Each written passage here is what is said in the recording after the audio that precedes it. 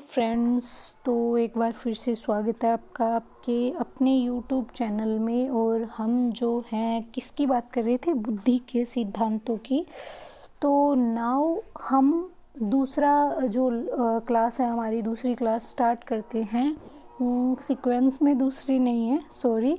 हमने सारे बुद्धि के सिद्धांत कवर कर लिए हैं। अभी जो है हमारा जो लास्ट ये क्लास रहेगी बुद्धि के सिद्धांतों के लिए। और हमने बाकी सारे सिद्धांत, बुद्धि का अर्थ, उसकी परिभाषाएं, उसको प्रभावित करने वाले कारक, विशेषताएं, सब कुछ कंप्लीट कर लिया है। और उसके बाद में हम बुद्धि के जितने भी बुद्धि के लिए जितने भी टेस्ट वगैरह बने हैं, जितने भी परीक्षण बनाए हैं अलग अलग मनोवैज्ञानिकों ने, उनका जिक्र करेंगे। बुद्धि के काल के बारे में जिक्र करेंगे।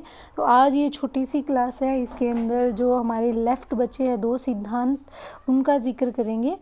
पदानुक्रमित सिद्धांत और पदानुक्रमित महत्व का सिद्धांत भी कहा जाता है इसको, जो कि बर्ट और बर्नन, ठीक है। वैसे तो इनको बर्ट एवं बर्नन ही कहते हैं, लेकिन इनका पूरा नाम फिलिप बर्नन एवं बर्ट है।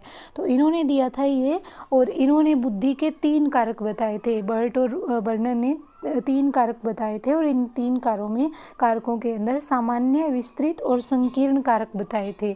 और ये सिद्धांत इतना ज़्यादा इम्पोर्टेंट नहीं है, बस इनके प्रवर्तक आपने याद रखने हैं। सामान्य, विस्तृत और संकीर्ण 3 सिद्धांत। इन्होंने सर्वाधिक महत्व सामान्य कारक की बुद्धि को दिया, जो जनरल फैक्टर था। जैसे स्पीयरमैन ने जिक्र किया था ना, द्विकारक के अंदर स्पेशल फैक्टर और जनरल फैक्टर, वैसे ही इन्होंने भी जो है जनरल फैक्टर अपने सिद्धांत के अंदर बताया है। और इन्होंने सबसे ज़्यादा जो महत्वपूर्ण बताया है वो सामान्य कारक को बताया है, कि बुद्धि के अंदर जो सामान्य कारण होता है, जो जन्म से ही होता है, वो बहुत इम्पोर्टेंट होता है। इन्होंने कहा कि ये सभी क्रम से विकसित होते हैं, कि इनका एक क्रम होता है। जैसे पहले सामान्य कारक जो कि जन्मजात होता है, वो पहले से विद्यमान होता है, फिर विस्तृत कारक आता है, और फिर संकीर्ण कारक आता है। और सामान्य कारक को जन्मजात बताया गया है। जन्मजात बताया गया है, जन्मजात है इसीलिए सबसे पहले विकसित होता है। विकसित नहीं होता, विकसित हुआ होता है। मतलब जब बच्चा जन्म लेता है तो उसके अंदर से सामान्य कारक सबसे पहले विद्यमान होता है। मतलब बुद्धि जो है ऑलरेडी होती है, लेकिन विकसित कहाँ होती है, वातावरण में आने के बाद में। तो ये था पदानुक्रमित महत्व का सिद्धांत। और फिर त्रितंत्रीय सिद्धांत, जो कि स्टर्नबर्ग ने दिया था। स्टर्नबर्ग ने एक पुस्तक लिखी थी बियॉन्ड IQ 1985 के अंदर, और इसी पुस्तक के अंदर इन्होंने बुद्धि का ये सिद्धांत बताया, त्रितंत्रीय सिद्धांत। और इन्होंने बुद्धि के 3 तंत्र बताए। मतलब त्रितंत्रीय सिद्धांत है, त्रि मतलब 3 और तंत्रीय तंत्र। तो इन्होंने 3 तंत्र बताए, संदर्भ, घटक और अनुभव। इसको संदर्भात्मक बुद्धि, घटकात्मक बुद्धि, अनुभवात्मक बुद्धि भी कहा जाता है। और घटक अगर सीधे याद करें तो संदर्भ, घटक और अनुभव होता है। अब संदर्भ होता क्या है? संदर्भ जो होता है, जब हम खुद को, अपनी भावनाओं को, क्षमताओं को, योग्यताओं को हम जिस वातावरण में जाते हैं, अगर उस वातावरण के अनुकूल बना लेते हैं, उस वातावरण में खुद की क्षमताओं और योग्यताओं को एडजस्ट कर लेते हैं, खुद को एडजस्ट कर लेते हैं, तो हमारे अंदर संदर्भात्मक बुद्धि होती है। मतलब किसी भी वातावरण के संदर्भ में अगर हम खुद को ढाल पाते हैं, तो इसका मतलब होता है कि हमारे अंदर संदर्भात्मक बुद्धि विद्यमान है, भी हम संदर्भात्मक बुद्धि वाले व्यक्ति हैं।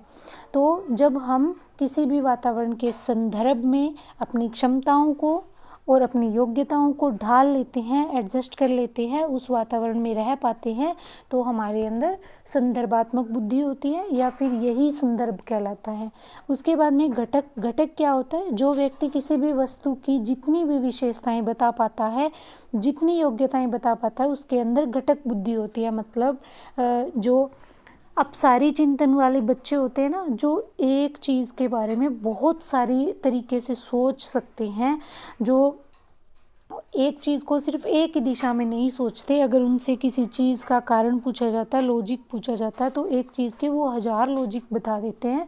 तो कुछ उसी तरह की जो विशेषताएं होती है वो घटक बुद्धि वाले इंसान के अंदर होती है। जब वो किसी भी वस्तु के बारे में, उसकी विशेषताओं के बारे में, उसकी योग्यताओं के बारे में अच्छे से बता पाता है, और एक नहीं बहुत सारी बता पाता है उसकी विशेषताएं, योग्यताएं, तो फिर उसके अंदर घटक बुद्धि होती है। जैसे अगर एक इंसान को पूछा जाए कि हरी सब्जियां खाने से क्या होता है, तो वो हजारों कारण बता देगा, हजारों लॉजिक बता देगा कि इस वजह से खाई जाती है।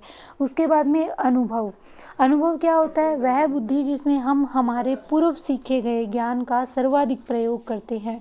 मतलब जो हम पूर्व किसी चीज़ को सीख चुके हैं, उसके बारे में ज्ञान ले चुके हैं, अगर हम उसका सबसे ज़्यादा यूज़ कर रहे हैं नए सीखने के अंदर, तो वो अनुभवात्मक बुद्धि होती है। मतलब अगर हमने किसी चीज़ को एक्सपीरियंस किया है और अपने उस एक्सपीरियंस को हम नया कुछ सीखने में लगा रहे हैं, तो हमारे अंदर अनुभवात्मक बुद्धि है। ठीक है सॉरी। तो ये तीनों चीज़ें जो है इन्होंने अपनी त्रितंत्रीय सिद्धांत में बताई थी।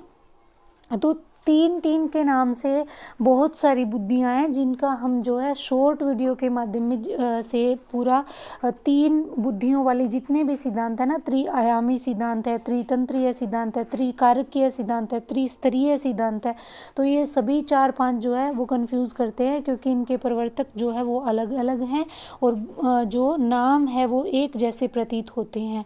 तो ये सारे के सारे जो चारों हैं, इनका जिक्र हम शॉर्ट वीडियो के माध्यम से करेंगे ताकि आपको एक बार में ही सारे समझ आ जाए।